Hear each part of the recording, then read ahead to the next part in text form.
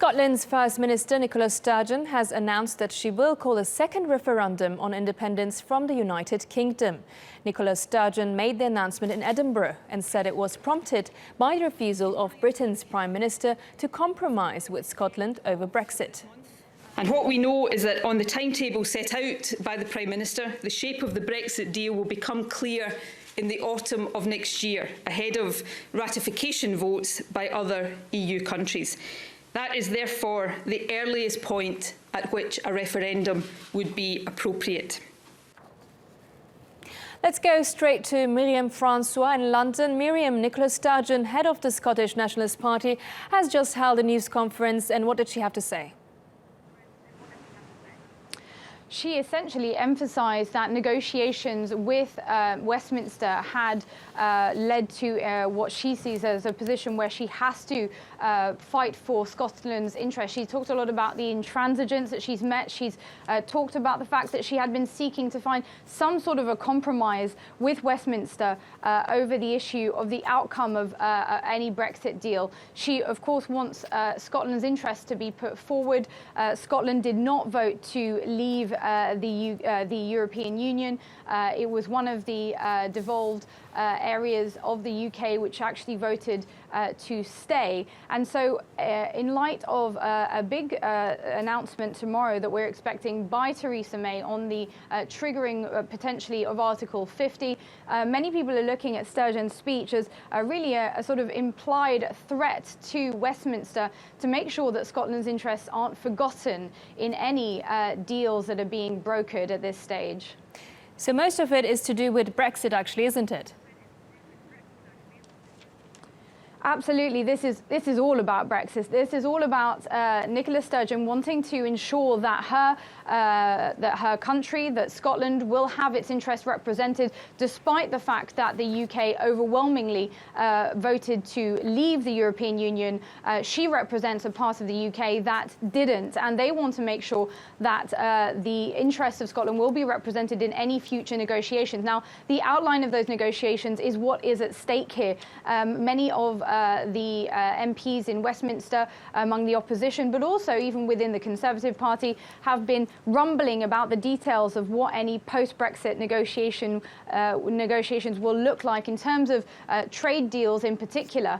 And so Scotland is keen to make sure that their interests aren't forgotten in any future deals. She made clear that a referendum, therefore, would be on the cards, that she gave a timeline for that. She'd announced a few days ago autumn 2018. She gave further details about that today, saying it would be any time between autumn 2018 and spring 2019. She emphasised the fact that this referendum, this second referendum, was in light of the fact that conditions, of course, are quite different today than they were in 2014 when the last referendum happened, so that the Scottish people, in her view, should have the right to decide on their relationship to England, given that the conditions today are very different and certainly will look very different post-Brexit.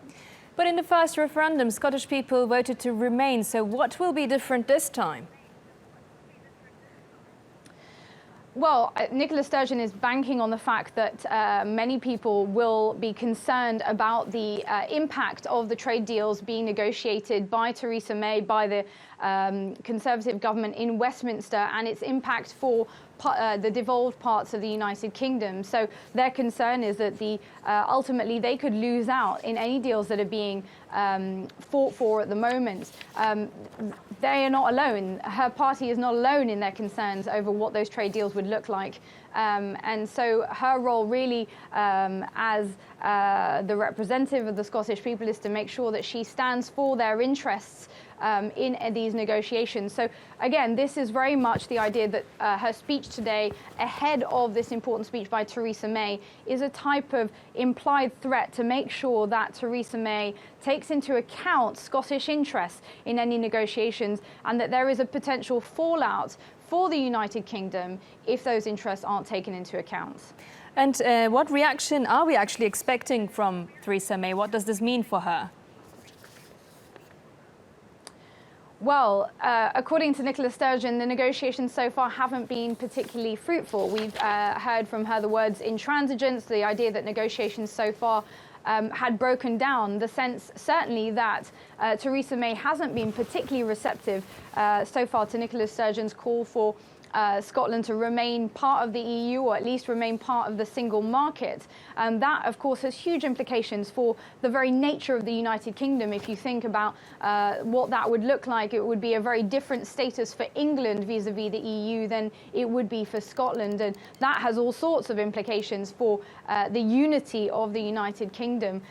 So whether or not Theresa May will take into account this implied threat of a referendum and the consequences that that could have for the United Kingdom more broadly, one would expect that this is certainly one of the issues on her mind. The Conservative government has, of course, no interest in seeing a breakup of the United Kingdom and has been trying to manage the fallout from the Brexit vote. So I think we can certainly expect at this stage that Theresa May will be keeping a very close eye on Nicola Sturgeon's words. Thanks for that, Myriam. Francois live there for us from London.